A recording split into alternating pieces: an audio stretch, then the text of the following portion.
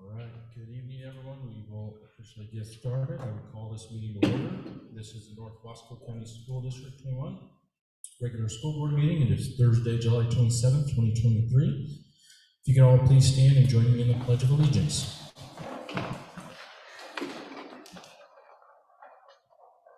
Pledge allegiance to the flag of the United States of America and to the republic for which it stands, one nation, under God, indivisible, with liberty and justice for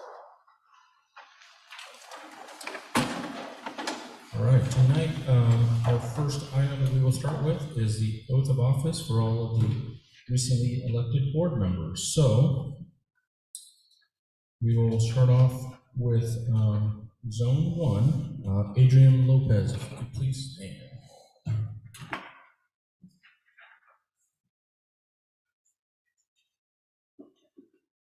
If you can just repeat. I state your name. I, Adrian Lopez, Do solemnly swear that I will support the Constitution of the United States, solemnly swear that I will support the Constitution of the United States, the Constitution of the State of Oregon, the Constitution of the State of Oregon, and the laws thereof, the laws thereof, and the policies of the North Wasco County School District. and the policies of the North Wasco County School District. During my term, During my term, I will faithfully and impartially discharge the responsibilities of the office of school board member to the best of my ability. I will faithfully and impartially discharge the responsibilities of the office of the school board member to the best of my ability. All right, congratulations, Director Lopez.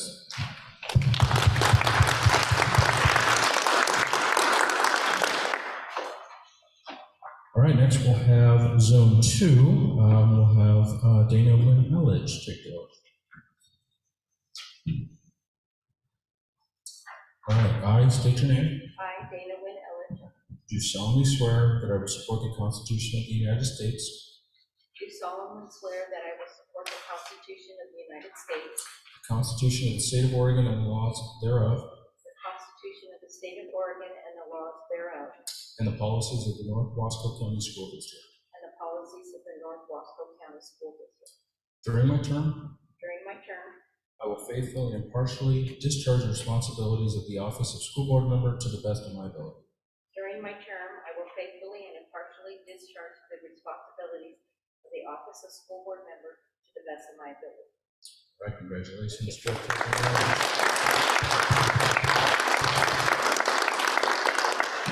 Next, we have Zone 3, David Jones.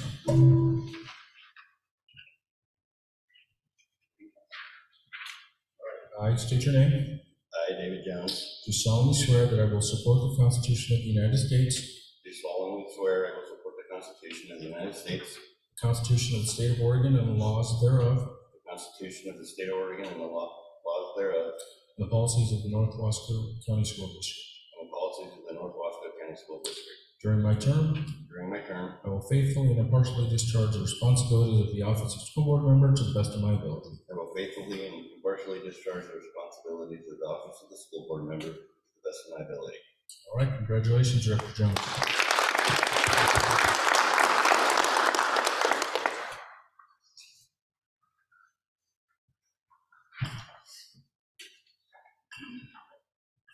I state your name, I, Jose Aparicio, do solemnly swear do solemnly swear that I will support the Constitution of the United States, that I will support the Constitution of the United States, the Constitution of the State of Oregon and the laws thereof, the Constitution of the State of Oregon and the laws thereof, and the policies of the North Wasco County School District. and the policies of the North Wasco County School District.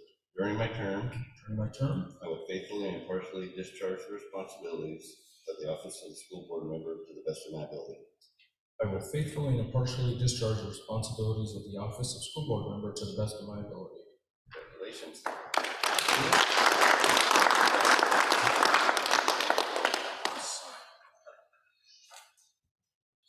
All right, so a new thing for us is that we will now have student representatives. So this is kind of a first for North Wasco. So we will have them also take the oath because they will also be joining us up here the meeting table. So tonight we'll start off with Kayla Blaylock.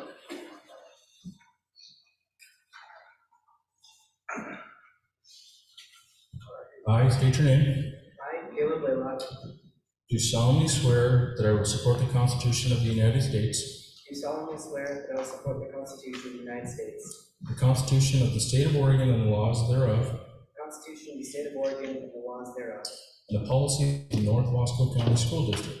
and the policy of the North Wasco County School District. During my term, During my term, I will faithfully and impartially discharge the responsibilities of the position of student representative to the school board to the best of my ability.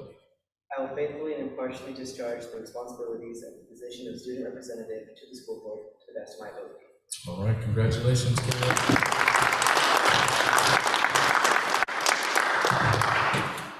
And our next student representative is Yamari Santiago Guzman.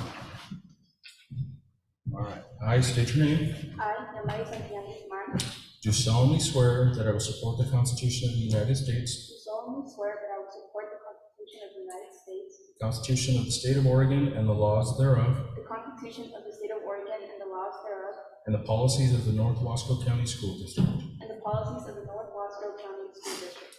During my term, During my term, I will faithfully and impartially discharge the responsibilities of the position of student representative to the school board to the best of my ability. I will faithfully and impartially discharge the responsibilities of the position of the student representative to the school board to the best of my ability. All right, congratulations.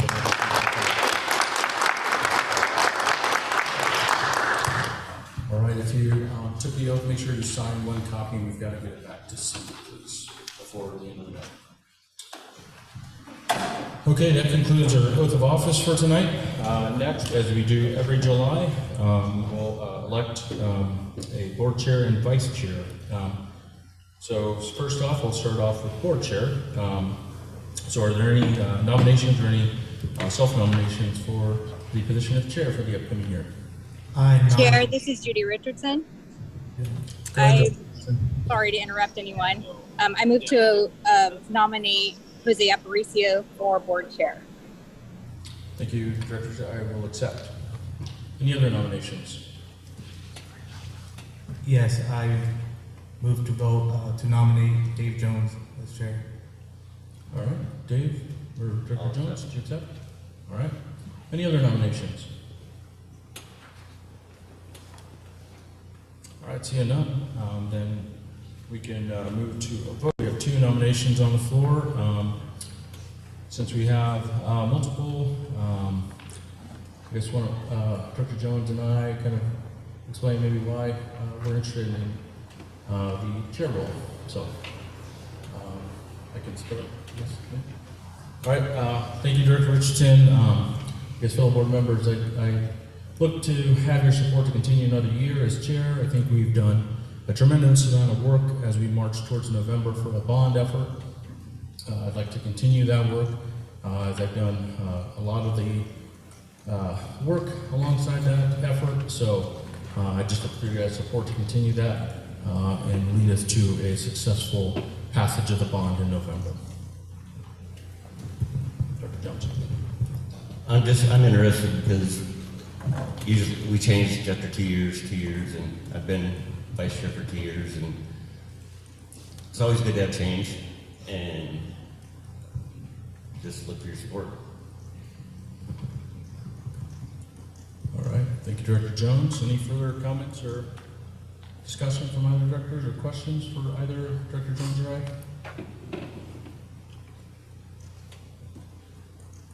Okay, seeing none, then we'll move to a vote. I guess we'll do a roll call vote. Each person can say who they vote for chair.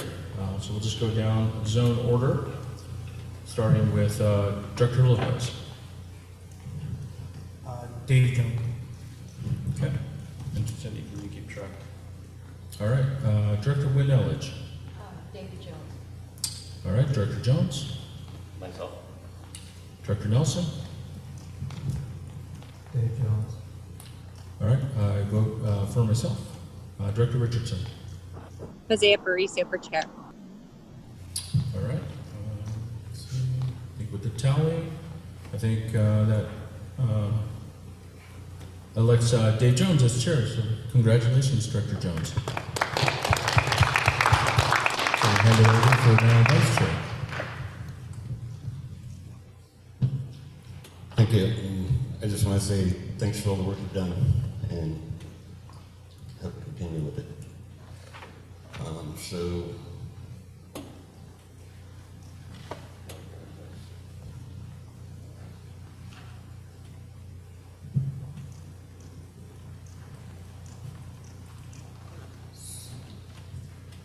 right now we'll open it up for vice chair nominations.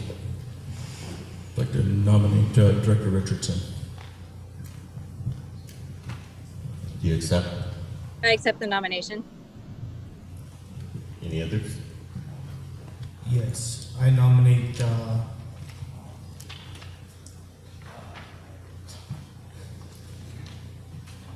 Nelson. Do you accept? Any others? Okay, with that, we'll go with the, I guess you can give your reasons why. Do you want to start, Judy? Thank you, Director Jones. So I've thrown in my hat for vice chair because over the last year I've worked on the Legislative Policy Committee and tried to learn about the rules and regulations of board operations. I'm interested in developing our relationship with the union moving forward and continuing successful negotiations. We've had excellent reviews on that process in the past, and I'm also dedicated to successful bond ballot measures. Thank you, Judy. John? I would like to be vice chair because I think I could work well with Dave Jones, and I'm excited to try and make some changes in leadership. And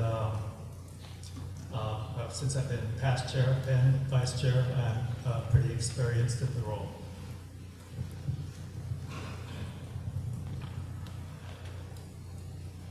Okay, so with that, we'll go to a vote. Same, just say who you're voting for. Adrian Lopez, I vote for John Nelson. Dana, I vote for Judy Richardson. I vote for John Nelson. Jose? Director Richardson. Oh, sorry. John? I vote for myself, John.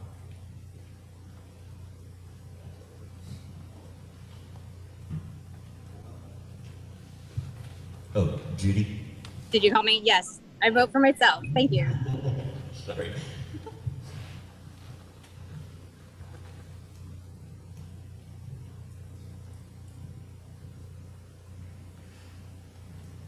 It's a tie. You have to have a majority vote, so 4 people need to know. Do it again. Right, so guess we'll have to vote again. Adrian Lopez, I vote for John Nelson. Dana Elwood, I vote for Judy Richardson. I vote for John Nelson. John, I vote for myself, John. Jose, Director Richardson. and Judy. I vote for Judy Richardson for vice chair.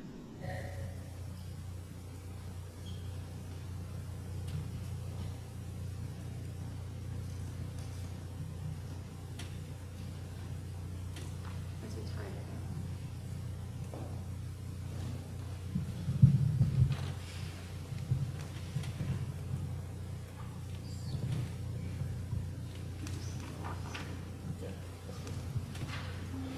Someone needs to go to 24. Okay, that was a tie again, so we'll do it again. Adrian Lopez, I vote for John Nelson. Dana Illich, Director Richardson. I vote for John Nelson.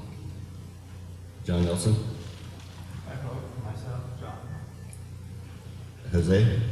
Director Richardson. And Judy. I vote for myself again.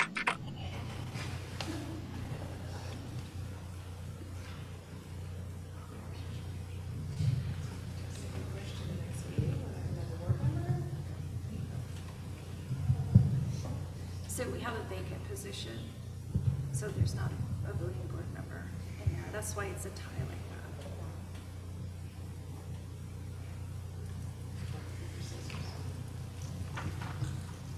that. Mr. Chairman, the statute requires that you have an election today, that you have a vote. You clearly have an impasse.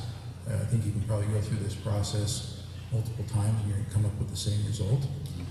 My recommendation to you is that you put this matter back on the agenda for the August meeting, at which time I think the plan is today to open up the 7th spot for appointment. And once that person is appointed, take the vote again. Until that time, the existing vice chair is you. You can't serve in both capacities at the same time. So that leaves the board without a vice chair until that point.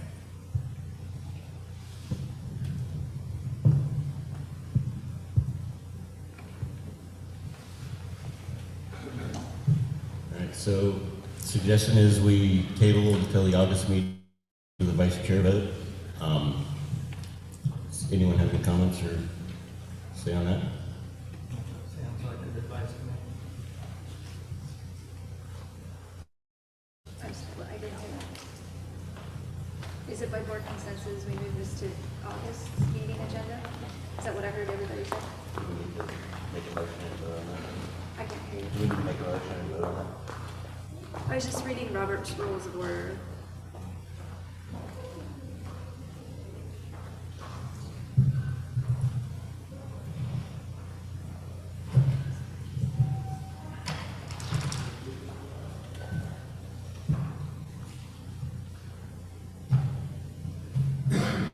You can do by board consensus. You don't have to necessarily make a motion.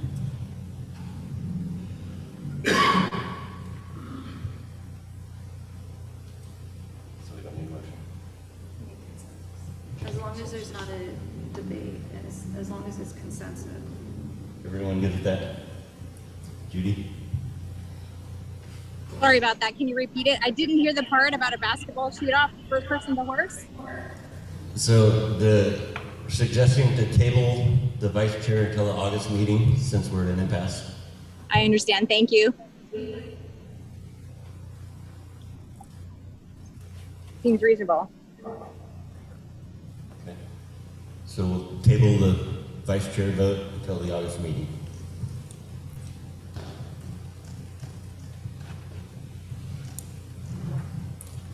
Next, we have the review and revision of the agenda. Anybody have any comments or anything to change?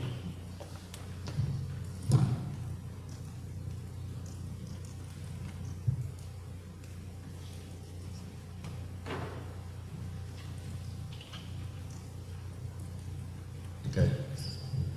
Then we'll move on to the district mission and vision statement. Adrian, you want to read that? Yes. Mission statement, educate each student to the highest standard by motivating them to reach their full potential and graduating them To be college, career, and life ready. Vision statement. Our schools are a place where children belong. Each student is known by name, strength, and need, and provided the education opportunities to achieve success. Our values: striving for equality, inclusion, and belonging, celebrating diversity, engaging the community, supporting the whole child, promoting and achieving academic excellence. Thank you, Adrian. Next, we have the consent agenda.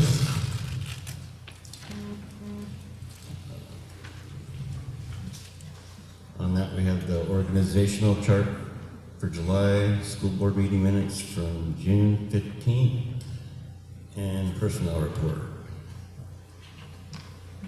I move to approve the vote for the, approve the consent agenda as presented. Give a second.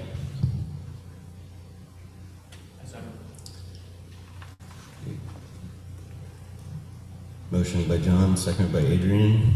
Take a vote. Adrian Lopez. Aye. Dana Elledge. John Nelson. Aye. Judy Richardson. Is she still on there? Yeah. She may not. Yeah, she's not here right now, I'm afraid. Jose Aparicio. Aye. And the chair votes aye as well.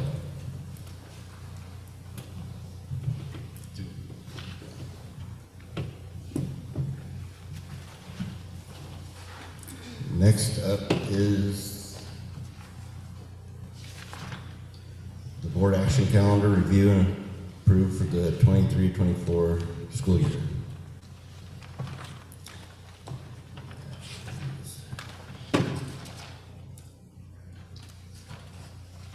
Does anyone have anything on that?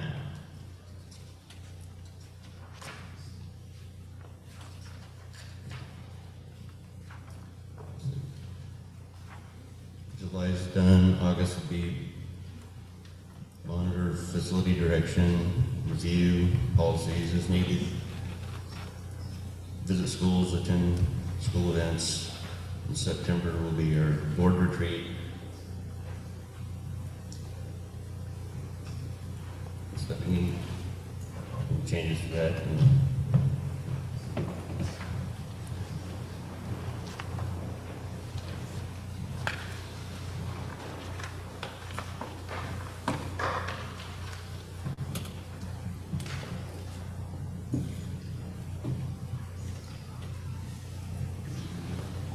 What's that? You don't need a motion for that. Yeah, I need you guys to approve it so that I can publish it and get it out. So, anyone want to make a motion to approve the action calendar? I move to approve the action calendar as presented for the month of, actually, for the whole thing. Second. I said. Motion made by John, seconded by Adrian. Take a vote. Adrian Lopez. Aye. Dana Elledge. John Nelson. Aye. Jose Aparicio. Aye. And the chair votes aye as well.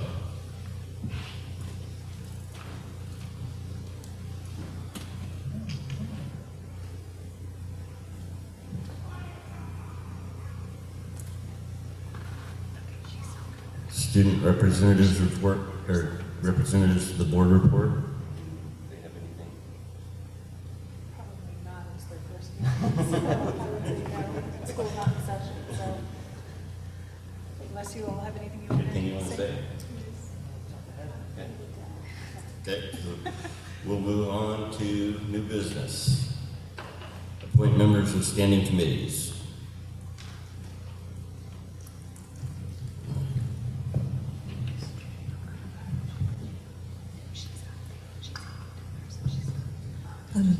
Director Jones, the only committee we would ask that you hold off on appointing a member is the Equity Committee. We're working on getting those meetings scheduled and more information about it, so we'd want to be able to share that with each of the board members so they could consider it and also consider the times and dates when they'd be meeting.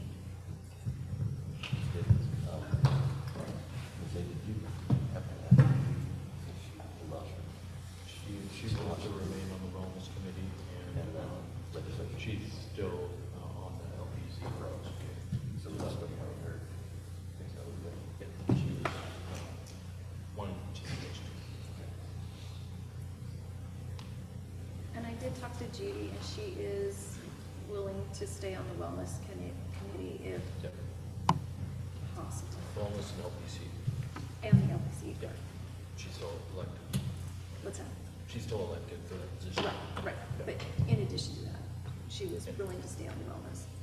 Okay, so we'll hold off on the equity and then we'll appoint Judy to the wellness and the OSBA legislative policies. Let her remain on that too. So scholarship committee, anyone interested in that?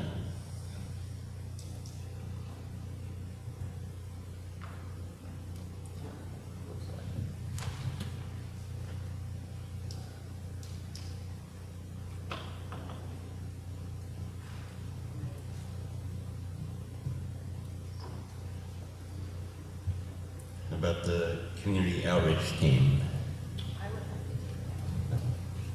Anyone else? I have interest in that.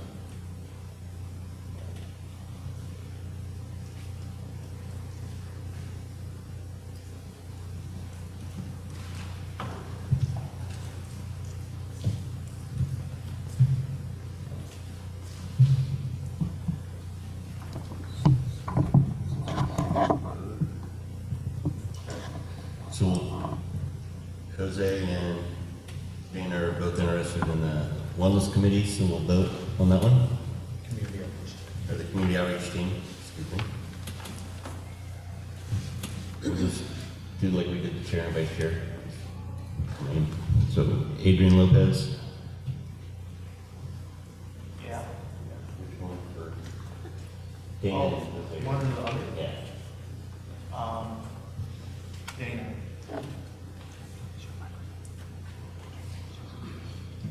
Dana? Elliot? Vote for yourself. I vote for myself. Okay.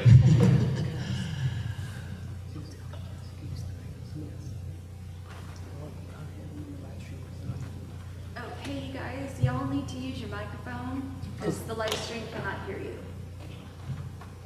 Thank you. Thanks. I vote for myself. Oh, I got that. It's on.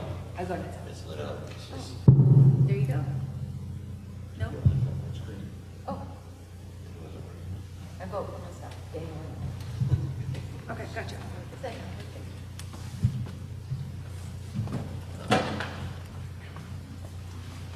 John Nelson? I vote for Jose.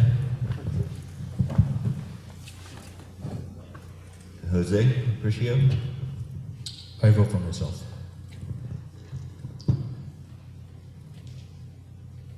I vote for Jose.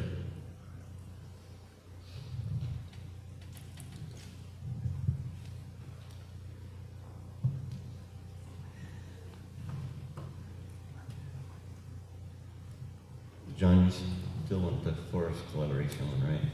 Yes. Anyone else interested in that?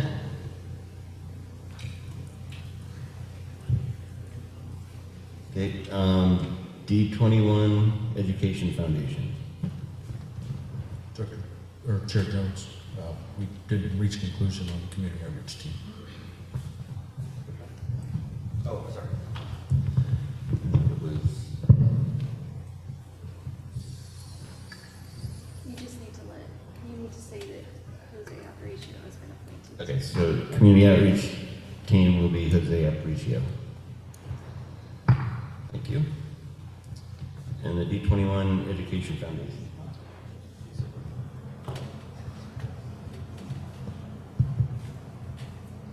Where are we at? D21 Education Foundation. I would like to be on that committee also. Anyone else? John wants on it? Yeah. Anyone else? Okay, so John will be the D21 Education Foundation. Still have the scholarship committee, if anyone's interested. Okay, I'll take it. Okay, so Dana will be on the scholarship committee. And that's those, so we'll move on to superintendent report. Turn it over to Dr. Bernal. Thank you. Do we have a slide? Yeah. Do we have a slide? have Robin pull up a slide for us. But I wanted to give a special thank you to the Dallas Beautification Committee and to Director Nelson for reaching out to me to let me know that there were some trees that they wanted to donate to our schools. And so we're really excited. We received 18 trees. They're silver maples. And I worked with, I got my facilities team, Dan and Ryan, thank you so much, to work with our grounds crew, and we've got all those trees planted. We spread them across the 3 elementary schools. And so we're looking forward to watching them grow and eventually provide some great shade at our schools. So thank you so much for reaching out to me about that, and that was a really special gift to receive. So thank you so much. You're welcome. Okay, and then we're going to move on to our communications annual report, and I'll invite Stephanie, our communications director, up, and she's going to be talking about our annual report from the 22-23 school year.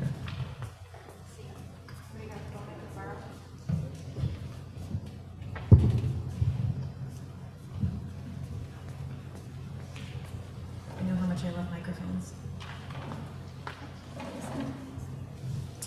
All right, so this year I wanted to do something new for the school district to help us celebrate some of our outcomes and accomplishments of the year.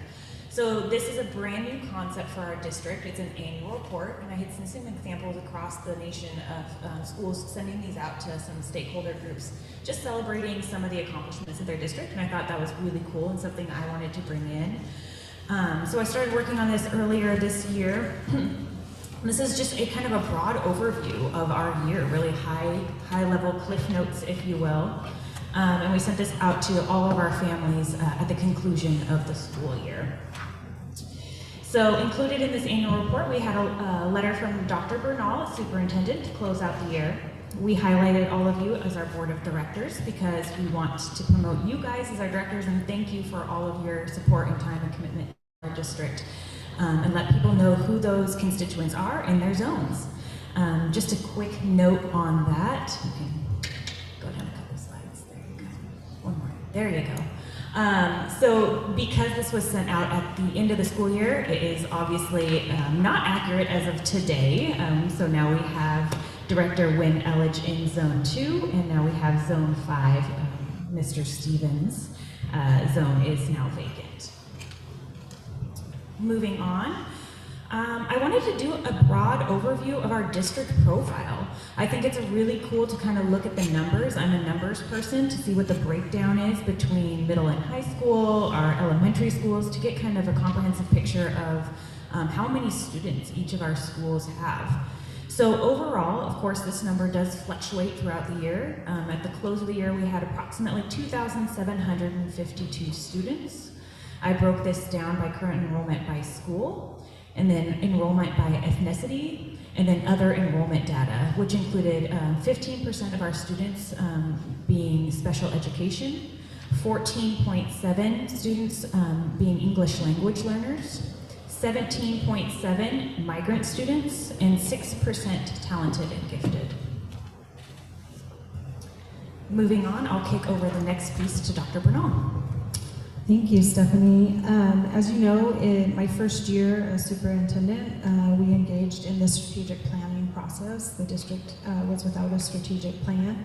A strategic plan is a 5-year plan that really helps guide the work of the district for the next 5 years. So during year 1, we went through the strategic planning process, and out of that, we came out with our 2027 strategic plan. If you go to the current priorities list, so this was year 1 priorities, and last year in August, the leadership team and I went through a process. We have 5 priority areas: student experience, teaching and learning, community engagement, staffing, and facilities. So we went through each of those priority areas, and in those priority areas, there are an abundance of different strategies and things that we're working on under each of those buckets. So with the leadership team in August of last year, we went through a process, and for each area, we identified what we wanted to call our year one priorities. So these were all the things that we tried to tackle during the 22-23 school year. And at the end of the year, I sat down with Stephanie and some of our other members of the team, and we went through to see, like, okay, which did we fully implement, which are still in progress, and which ones did we just not even get to yet. We were pretty ambitious in all the things we wanted to tackle last year, as you could see, and we did not get to all of them, but there are several that we felt really comfortable checking off and saying, yes, we implemented that this year. And then there's several that are considered in progress, and then there's some that we just were not able to implement yet. So what we'll be doing in August is, again, with our leadership team at our leadership team retreat, we're going to go through and take a look at our priorities from last year. We're going to examine the ones that are in progress and the ones that we weren't able to get to yet to make a determination if we're going to roll those forward. And then we'll look at the new ones that we want to tack on for year 2 of the strategic plan.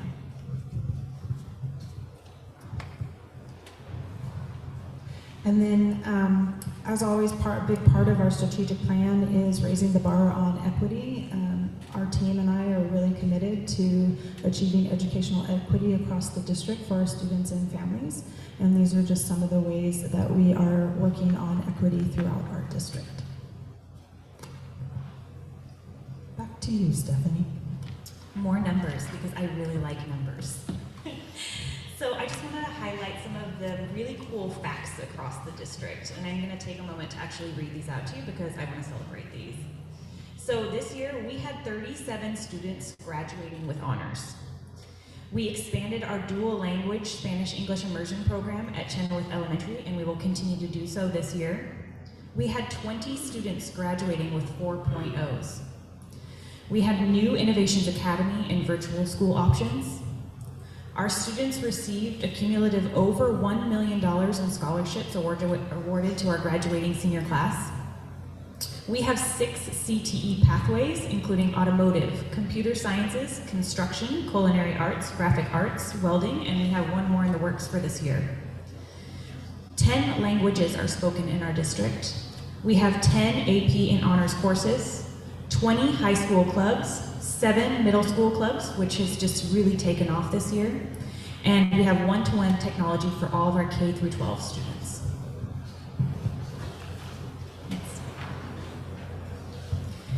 So on to the business office. I also wanted to highlight some of the notable purchases from this school year, kind of see where our money goes. A lot of these you guys have seen as a board and voted on, but our stakeholders and our families don't necessarily see all of these, especially when they're limited to just like one school. They may see some of the things that are in their school, but not comprehensive what's going on district-wide. So this year we did complete the TDHS Pavilion. If you haven't driven by the Dallas High School, it's gorgeous. We purchased the TDHS food truck, and it is now set up, and it is going to be operational this coming school year. It's currently parked at Watonka, so if you haven't seen it in person, please drive by. I just got lots of compliments from it from the band camp that was at Watonka.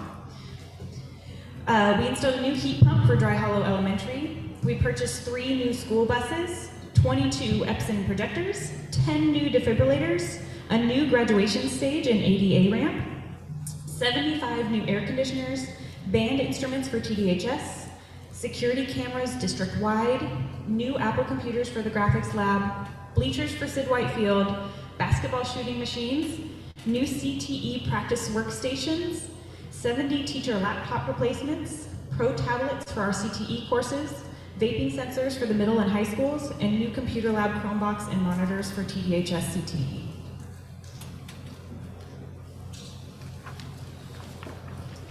More numbers onto our budget. So these numbers are actually from 2022, 2023, so a little bit behind in the breakdown of the pie chart. That's only because the state hasn't caught up to the reporting level for the year, hopefully soon. But last year we did have a $59.7 million budget. It's pretty equitable to what that breakdown looks like, even though the pie chart is representative of the year before. Our team, we had 423 staff this year, and the breakdown of those staff in licensed, classified, or administrative are visible in the pie chart on the right. We have a staff average of 6 years in the district. And then also under the budget, we had a few of the grants we have received highlighted, which include a seismic retrofit grant from Business Oregon, 2 TAP grants, and the ODOT Safe Routes to School. Transportation, this may be one of my favorite slides because I was blown away by our transportation team. So our transportation team, led by Lisa, traveled over 297,000 miles this school year. That included 869 bus stops per day, 546 athletic events and field trips, and 2,176 registered bus drivers. I also think it's incredibly cool that out of our entire district, the transportation team definitely blows everybody out of the water as far as seniority. Their team has a cumulative 198 years of experience. Over on the right-hand side, we have student services, and I just wanted to highlight what student services is, because not a lot of people understand what falls under this department. And this is where our special education team is. They work on academic skills, speech and language skills, so OT, speech therapy, fine and gross motor skills, and then social, emotional, and behavioral needs.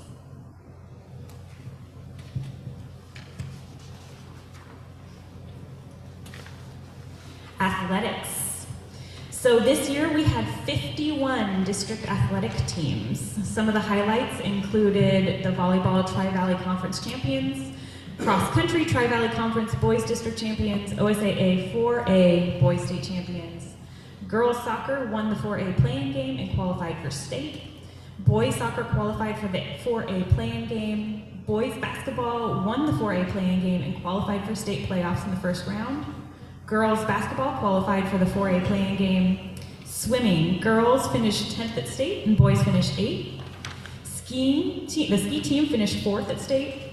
Cheer finished 3rd at state. Golf boys finished 4th. Tennis boys doubles finished 4th. Track and field qualified 9 athletes and 2 relay teams. Baseball won the first round of playoff games and qualified for the quarterfinal round. And of course, our softball team, who you all know, won the 4A state championship.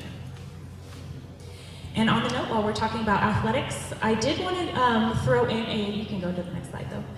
I did want to throw out a special thank you to all of the sponsors for the Dallas Booster Club, because their commitment to our athletic team really is a significant impact to our district and to our student athletes to be able to achieve these goals.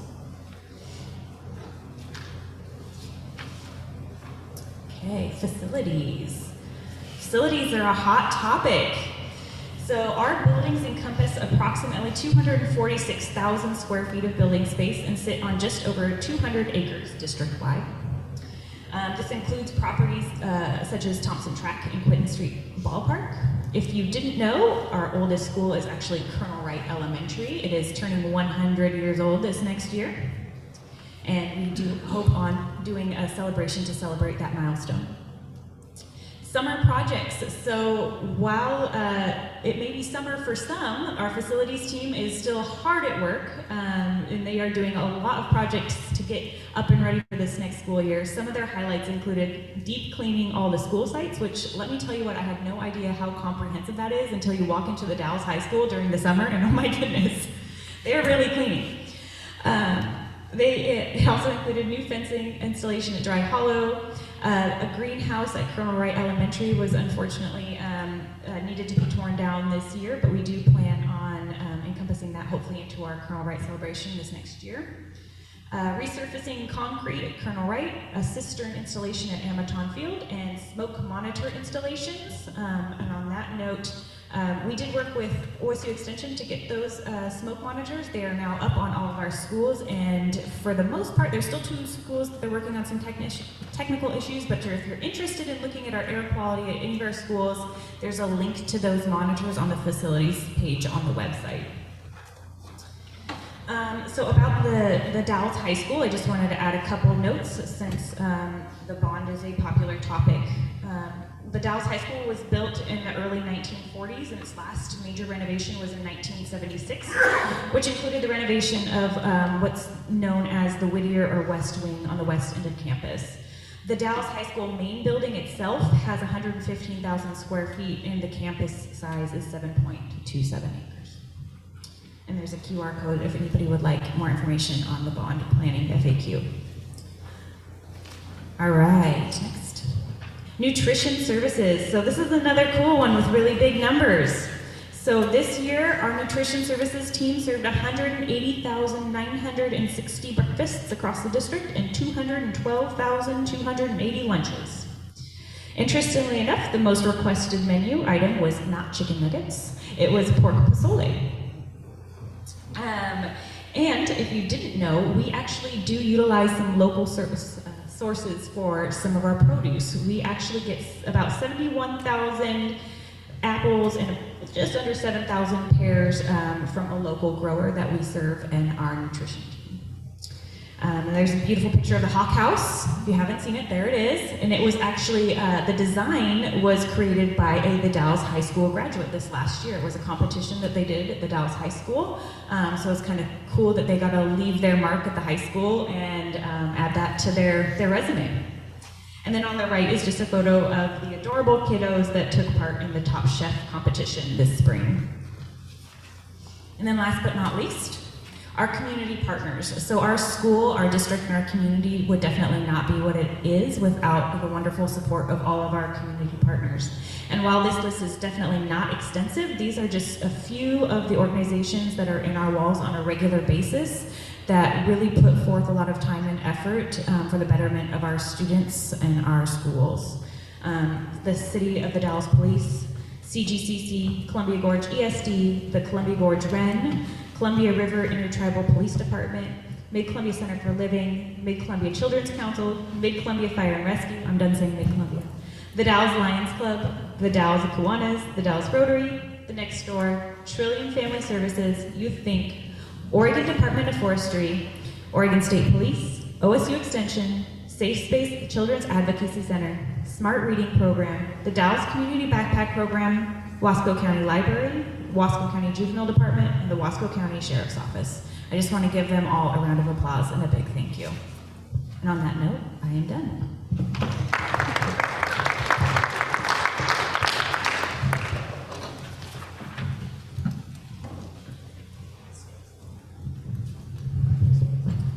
Does anybody have any questions? I don't have a question, I do have a comment. Oh, that's the best report on the overall look at our district. Very positive. It was great to use as a board member for talking points going into the bond election. And if you were running for this position as a board member, this would also be great talking points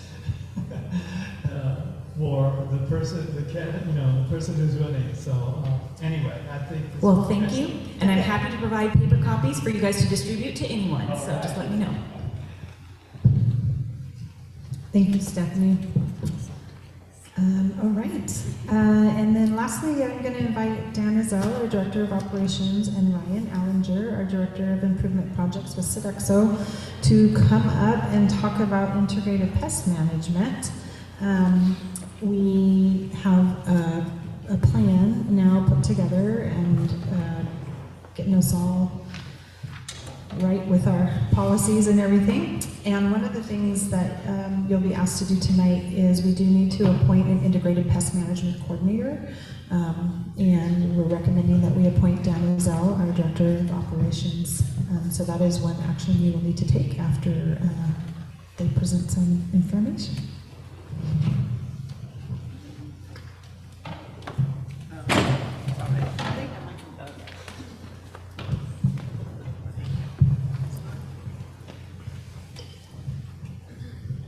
Hi, everybody. We have in front of you, you should all have one. It's the North Wasco County School District 21 Integrated Pest Management Plan. We need to have this authorized so that we can go forward to satisfy the state with making sure that we properly implement any type of spraying procedures, anything to do with insects and/or herbicides throughout the district. It's very crucial that we have this done so that we stay compliant.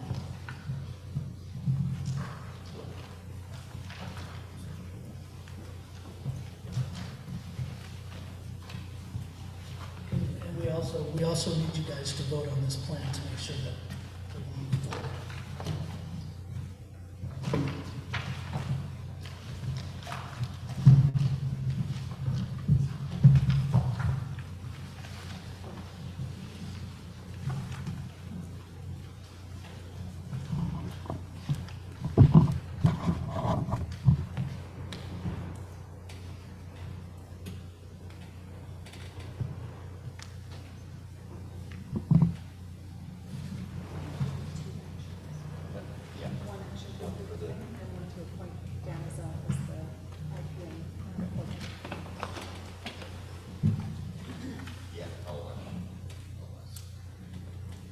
All right, thanks, Dan. Anyone have any questions or comments?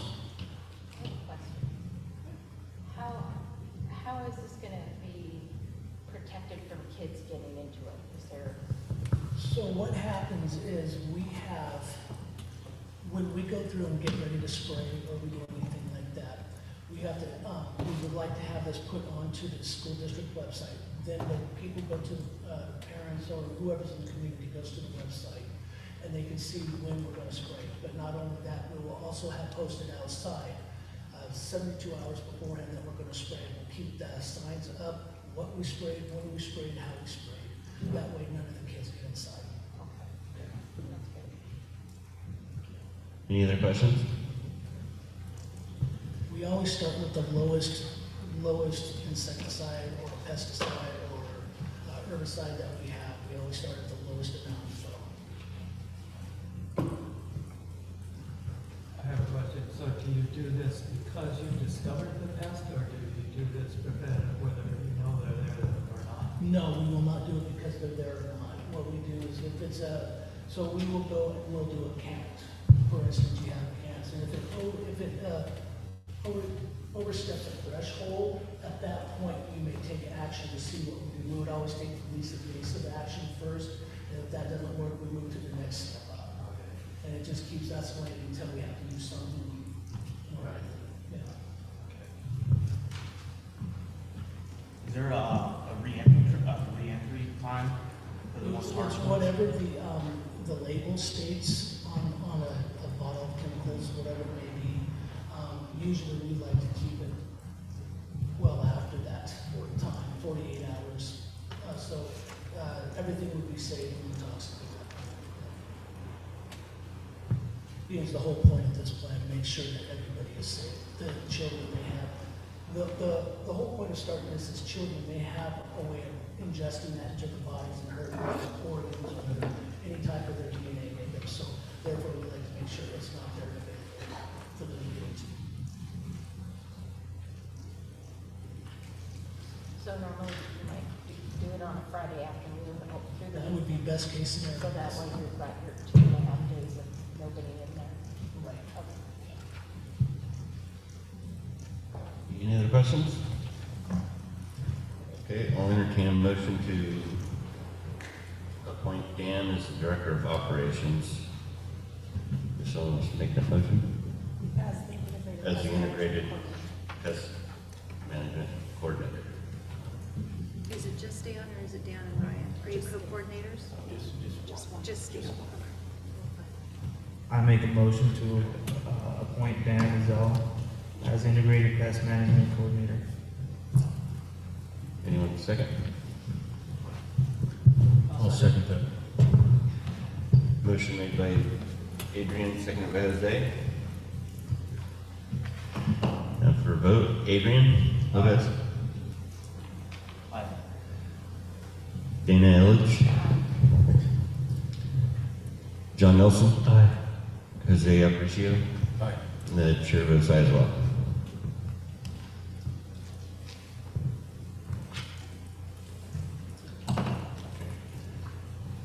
Now we'll entertain a motion to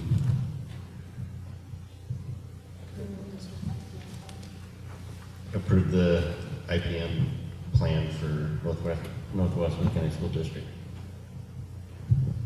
I move to approve the integrated pest management plan for North Wasco County School District. Got a second? I'll second that. Motion by John Nelson, seconded by Jose. For a vote, Adrian Lopez. Aye. Kane Elledge. John Nelson. Aye. Jose Aparicio. Aye. Chair votes aye as well. Passes. Thank you.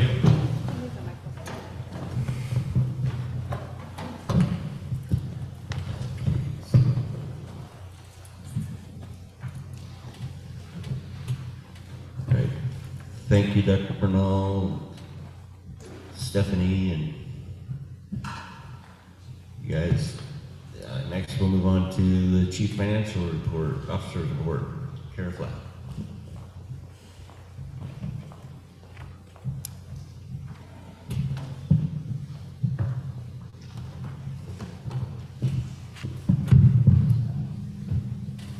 feel like I'm going to break this thing.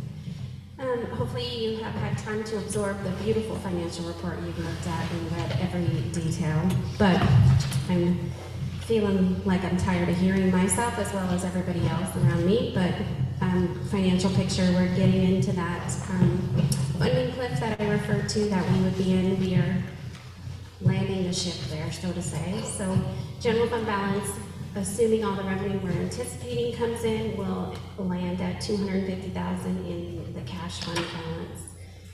There's some information below that I don't want to overcomplicate it, but includes all the other aspects of it. It'll be still about $200,000 in the ending fund balance once you take in the whole balance sheet, if you want to get really technical.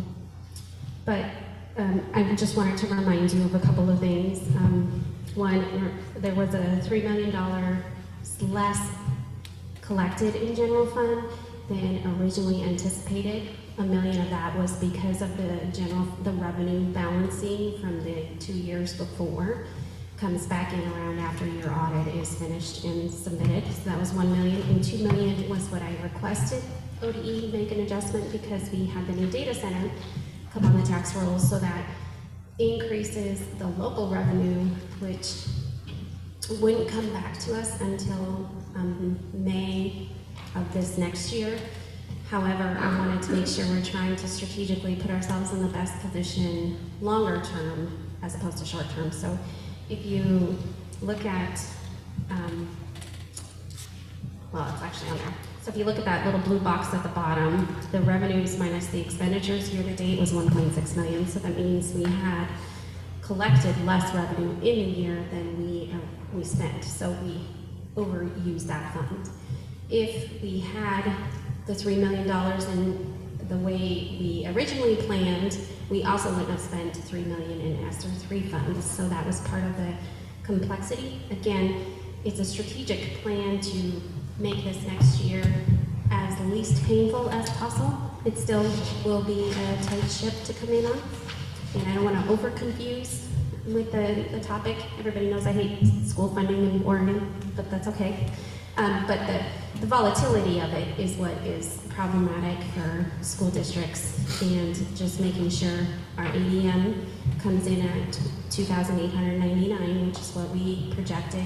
I projected early January when we had higher numbers. So there's so many things that we still have yet to see what next year looks like. So I always kind of skip what does next year look like given this picture. So we originally, in the budget, planned for $3 million in ESSER, and now we're down to, for the district, spending 1.2.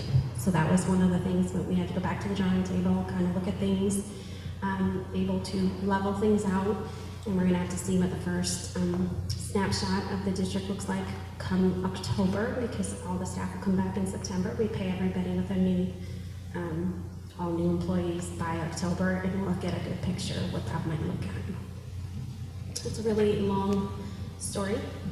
I will pause the ESSER funds. I'll go back to that particular sheet just for to kind of regroup through ESSER 2, because we have fully expended. ESSER 1 was last year, ESSER 2 is this year, so we only have ESSER 3 for next year.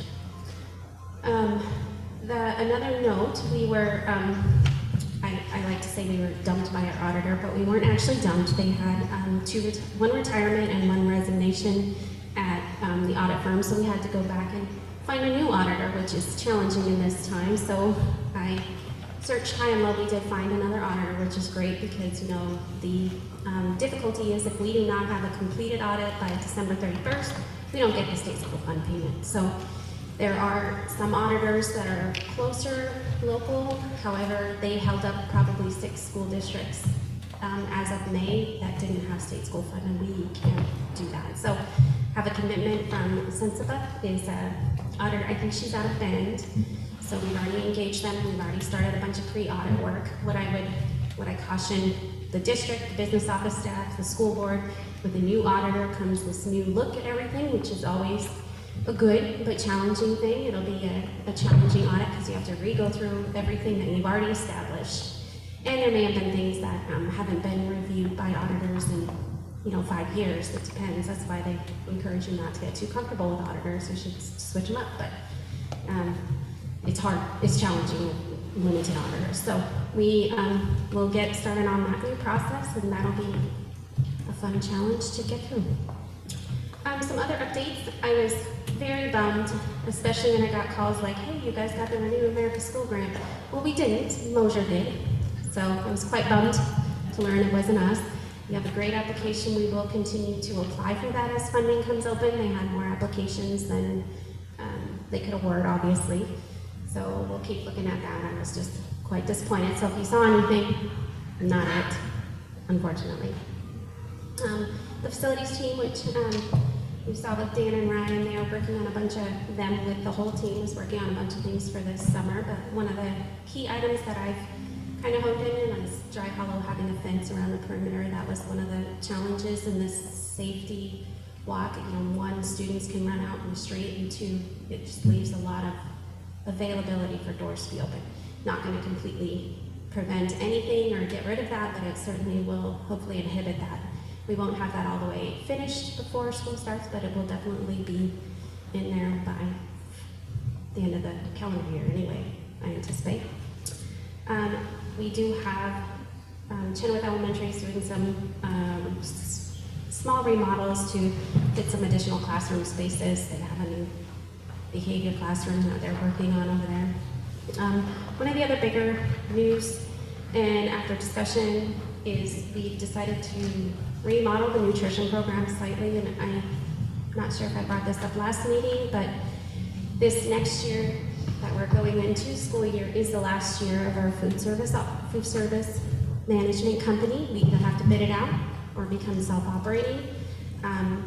We don't have to extend it, but we have extended through the end of December of this calendar year. We currently have a nutrition director posted for district position. So my hope is to go self-operating. There's pros and cons to that. I'm not going to say I think it's cheaper. Right now our nutrition fund is in a healthy spot. We are CEP. One of the major pros, I would say, is more control over our food planning, meal planning, and how we do that. Doesn't mean the contractor hasn't been workable or any of that. It just provides more, more focused control and more, especially providing more local options would be a good thing. It's, when you're a big contractor, you just have to use your resources, and that's the advantage of having them, is it's a little cheaper, but they also have other things they have to do to make that bottom line. So it'll be a good challenge. It requires a lot more on procurement and going through that. So we've already joined a cooperative, so to say, so a procurement cooperative that'll assist in that. Other than that, we will have to probably look at how we do milk orders, and it'll be a challenge, but I think we're up for it, and I think it's going to be a good move in the long run. We always have the option to bid it out if we decide it's not a good plan for us, and so hopefully that position actually closes this Friday. So if you know anybody, please encourage them to apply. One of the goals that I've had, actually since I've been here, but we've had so many things on there, is to have a finance committee. We've talked about, Bernal and I talked about maybe 3 times a year, sit and discuss, talk about, you know, what the district finances look like, what the landscape is, what the challenges are, and, you know, just any goals that we have. And that's challenging when you have limited resources, but anybody here, I know we're limited on board member participation, but if you're interested to let me know. Otherwise, we will tap into some of the people that we already have with facilities work group, some of the bond planning work group, and anyone else that has reached out, and get that started this next year. So I have the other reports you normally would see. These numbers are not final yet, but I do want to skip to this one that has all the federal funds on it. And I just want to recap a couple of things, and I'll get this in a report style because one of the things that is important is to report out what we are doing with our federal pandemic relief money. And so the ESSER CARES Act and the what they called the GER funds, which was the governor's allocation, those were spent last fiscal year, done mostly on staff. ESSER 2 is the one I really wanted to focus on. If you look at the areas we've spent on and go to the end where it says total, so staffing, we spent a total of $437,000 out of our allocation of $2.7 million. So that wasn't huge, and I know one of the things I've discussed is trying to keep a balance on what we offset with staff and what we do as far as projects. We do know that one of the biggest things that we did in investing in is technology, and that includes Chromebooks, licenses, whether it's for Accelis or Zoom or any online platforms with innovations, especially. There was some Edgenomics, Edmentum. There were some programs that we purchased. You'll see the band, the high school band supply. Portables is going to be the literal outdoor portables that you see for mostly athletics, and they've kind of come around. We'll probably see those, probably going to decrease those around town because they are expensive. And we did expand some health services contracts so we can have nursing services in all the schools. Dividers, APU fans, there's a whole bunch of different things in there. Mosier also had an allocation. Riverbend originally had an allocation until we absorbed that, so that's just kind of residual on there. So if you skip forward to ESSER 3, you can see in fiscal year 2023, we spent about $3 million on staffing, and that's the $3 million I was referring to. Technology, again, continues to be that. Some of the things we also did, and I just do want to note, technology is also going to include the video cameras that we put around the district. So just know that's in there. Summer programs, we also bought the refrigerated van as well as the van for food truck. Supplies, again, the health services contract. And that leaves us with, as a district, $1.6 million for next year, but know that Mosier has $425,000, which they've already committed to doing some HVAC upgrades. So, any questions on that? On the whole report? Sure, yeah. So on food service? Yes, sir. Was there any study done before you made the decision to leave Sodexo? Because I can remember when we went the other way, you know, we did all of the food prep and everything here, and that was costly and took a lot of time away from attention with everything else the school district does. And I remember the decision was just that we are more about kids and their success in school than we are about who prepares the food. And if we can get a service that does an adequate job and it's cheaper for the district, we would go for it. So we did. So we went the opposite direction of where we're going now. So I'm curious as to how much you investigated the cost differences and the possibility that if the cost of this would escalate, it would involve more hiring, more responsibility for the district for that food service. And so, you know, what kind of research did you do to make the decision to go the other way? The other comment I'll make because that's a big deal. It would have been nice to have brought this to the board to get the feeling the board has for something like that. Even though you don't have to, that would have been a good thing to do, just to see what the board feels about that. Now it's too late, but I guess that's my statement. Yes, we did do some studying, and that would be both internally. So first, let me say we already employ all of the the nutrition employees. None of the employees, except for the director, are hired by a food service company. What they actually do is they bring in the food product, and we've been lucky because while food has continued to rise over 30%, there's an escalator built in that contract. However, the flip side has been decreased variety. So there was an ebb and flow with that, which has to happen when you aren't able to they had to be covering their costs. So that's how they have to look at that. So there's that. There are, we met with both districts that are self-operating and districts that are in our case.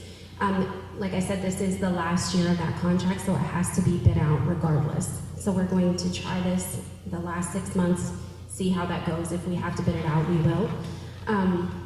We also met with, there's 3 other districts across the state that went from a food service company to self-op, so we met with them to see, what was your decision points. And one of the things, that I did email, I think, board chair and vice chair and said, hey, here's what we're thinking. I believe Sodexo will probably reach out because if I were in their shoes, that's what I'd be doing. And here's the pros and the cons. I don't see this as a cost-saving measure at this point. There may become a point, but there's also, considering we're CEP, what we'd like to do is if we have more food variety and more options that students will eat, if we can increase the meal participation rates, that will pay for the increased costs. That's the goal, and we think we can accomplish that, given some of the challenges we've seen over the last few years, and we do know food costs have gone up. So the biggest challenge will be the procurement piece. Like, that is the one thing that the food service vendor contract does do, is procurement of food.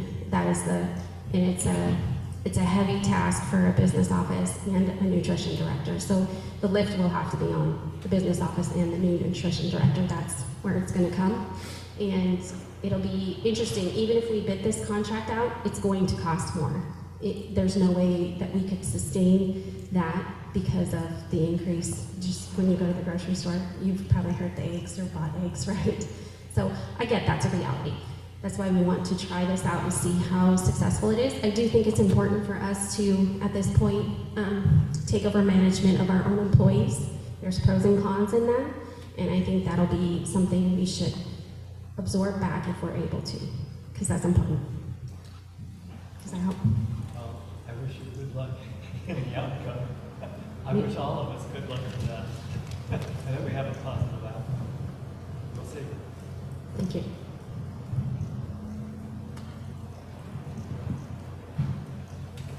Any other comments or questions?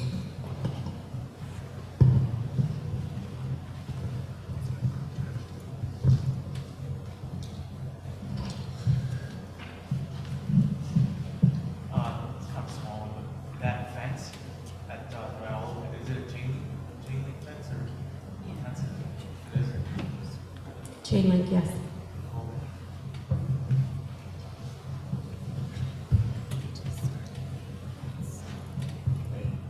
Thanks, Karen.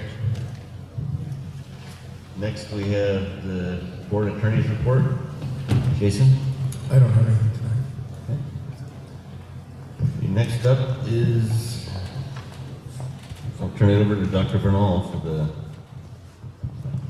to approve the bond loan. Thank you. After several back and forth iterations with our team, we have before you tonight the final language for the November election ballot, along with our resolution. And we would ask that you approve this so we can move forward with the next phase and next steps in this process to have this officially placed on the election ballot for November.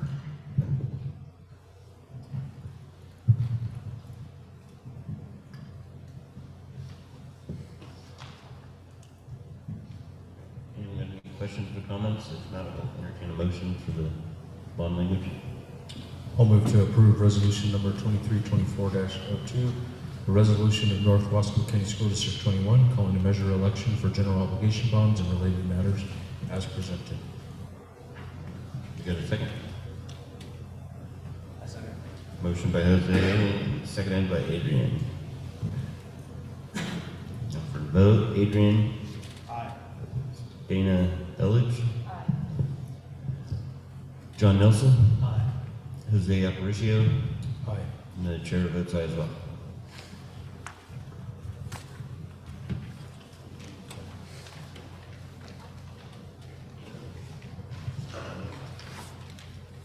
Okay, next. Jose, you get a comment? Just a quick comment. I just want to be giving many thanks to our communication director, Steve Bowen, CFO, Carol Flath, our superintendent, Dr. Bernal, principal in the back there, Mr. Kurt Evans. There's been a lot of work done to get to this point, so thank you for all your efforts to be able to do that. It's exciting. One of the things that is highlighted on here, and I'm very appreciative of the work that was done, but we have received acknowledgement from the Oregon Department of Education that we are eligible for the $4 million matching grant. So when we pass the bond in November, we get $4 million from the state. So kudos to the team to be able to do that. Nice work to be able to solidify that for this bond effort. So thank you.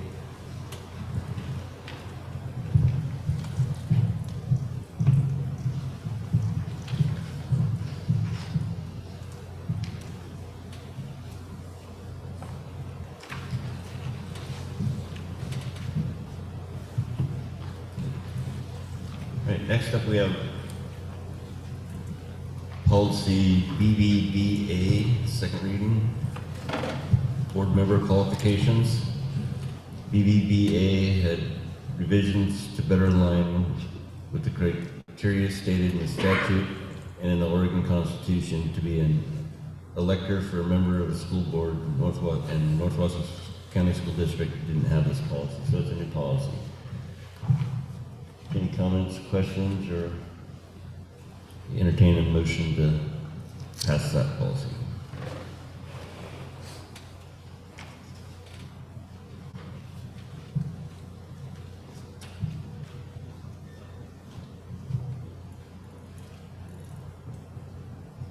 I move to adopt policy BBBA as presented. Second? I'll second that. Okay. Motion by Adrian Lopez, second by Joe Nelson. For a vote, Adrian Lopez. Aye. Dana Elledge. John Nelson. Aye. Jose Aparicio. Aye. And the chair votes aye as well.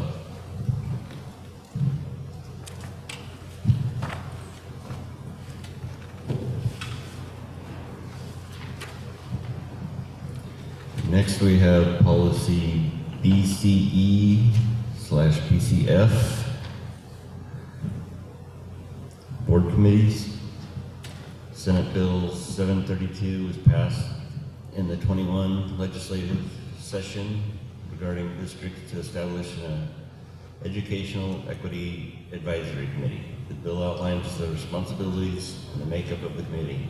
For districts with a ADM over 10,000, the committee must convene no later than September 13th or 15th, 2022. For districts with an ADM of 10,000 or less, the committee must convene no later than September 15th, 2025. At least one member of the Educational Equity Advisory Committee needs to be appointed to the Budget Committee. This would happen with the position, when the position comes open. It does not establish an additional Budget Committee member. Comments, questions, or entertain a motion for that policy?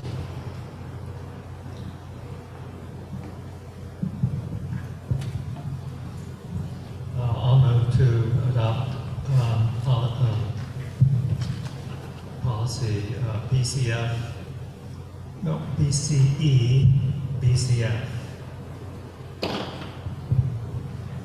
Anyone want a second? I'll second. Motion by John, seconded by Jose. Adrian? Voting on the policy. Aye. Dana Elledge. John Nelson. Aye. Jose Aparicio. Aye. Chair votes aye as well.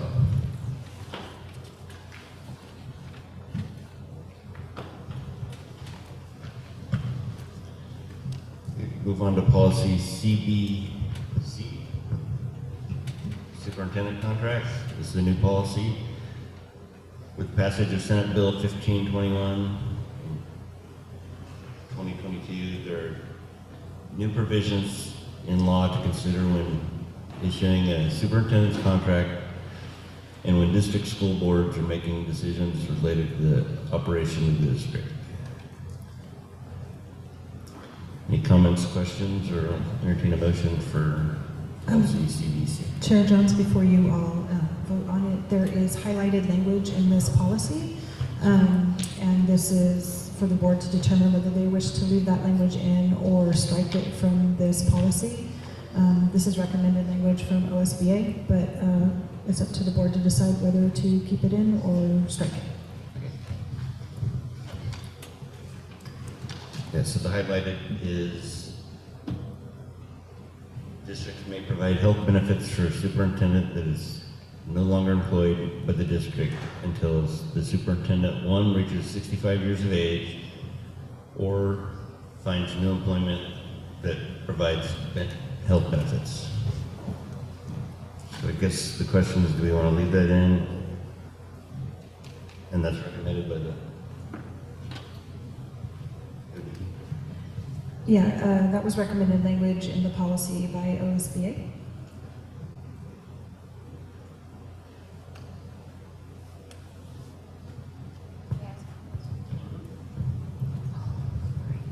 So is this in like replacement of like a COBRA?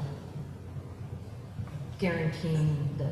Yeah, this would provide them health benefit, whoever the superintendent is, health benefits, yes, but it's a may, so the district may provide, so it doesn't mean the district has to. It's optional. I would assume you'd like probably write that as part of the contract or.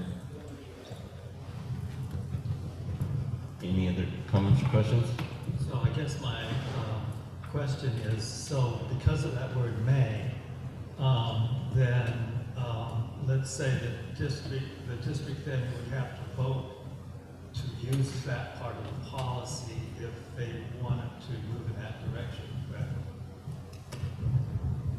Yeah, so as it stated, it would need to be written in, it probably would be written as part of the superintendent's contract if you chose to exercise to do that. That's why it's a may. Yeah. My only concern with adding that ever is the amount of money that it might involve future boards in having to put out. So that gives me some hesitation about voting to put that in, just for myself. Yeah, I would echo the same thing. I mean, I think from a liability standpoint, there's a lot of just unknown as the language is written. And, you know, I'm just thinking of hypotheticals of like, you know, if you have someone that maybe, you know, secures that in their contract, and then maybe, you know, there's nothing in there that says they should be, you know, looking for employment, right? So if we have a younger superintendent in the future, that could be a long road to 65, because that would be the only other condition, right? Unless stipulated differently in the contract. It gives me pause.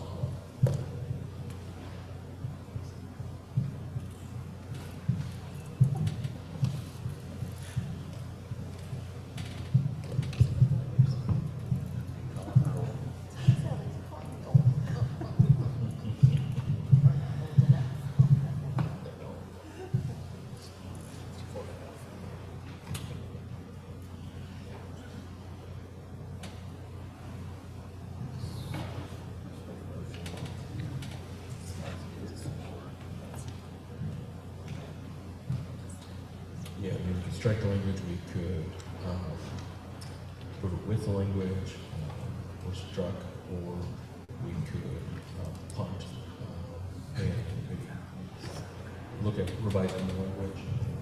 I can't hear going on. Oh, sorry, is that better, John? So what is your opinion? No, I'm just saying, kind of our options was, what Chair Jones was asking, is that we could either approve the policy as is with the language, or we could choose to strike it, so the policy would be without the language, or we could choose to delay it for August and maybe work on revising the language would be another option, so. Because it's currently, I mean, right now it's on second reading, so we've done the first, so yeah, we just need to decide what we want to do tonight. So I'll entertain a motion on that policy. Well, I'll make a motion. I move to delay and to work on new language that's more acceptable to the board. You know, in a second. I'll second that. Motion by John, second by Jose to delay, to move this policy to the August meeting. For a vote, Adrian Lopez. Aye. Dana Elledge. John Nelson. Aye. Jose Aparicio. Aye. Chair votes aye as well.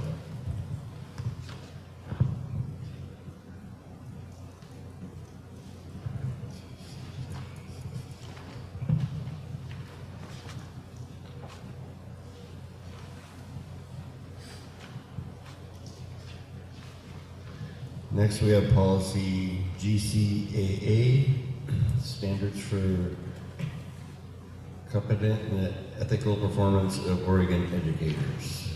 The definition of the sexual conduct in OAR 584-020-0005 changed to be consistent with the definition in ORS 339.37011.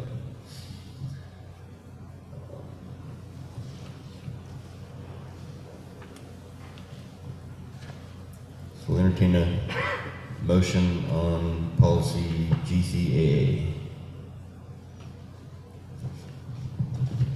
I move to accept policy GCAA, standards for competent and ethical performance of Oregon educators as presented. Second. Motion by Jose, seconded by John. Go for a vote. Adrian Lopez. Aye. Dana Elledge. John Nelson. Aye. Jose Aparicio. Aye. Chair votes aye as well.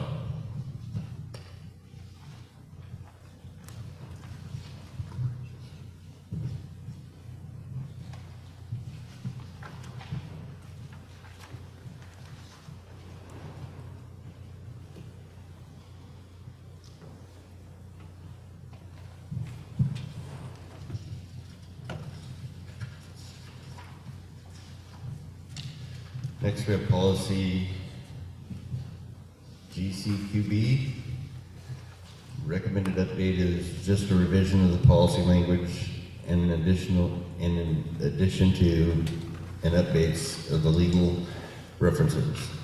Since this is an optional policy, the district may decide to rescind the policy.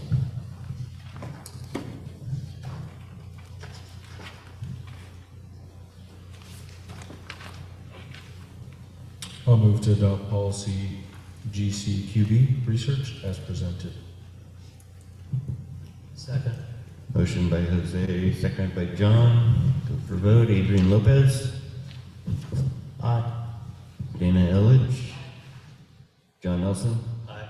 Jose Aparicio. Aye. Chair votes aye as well.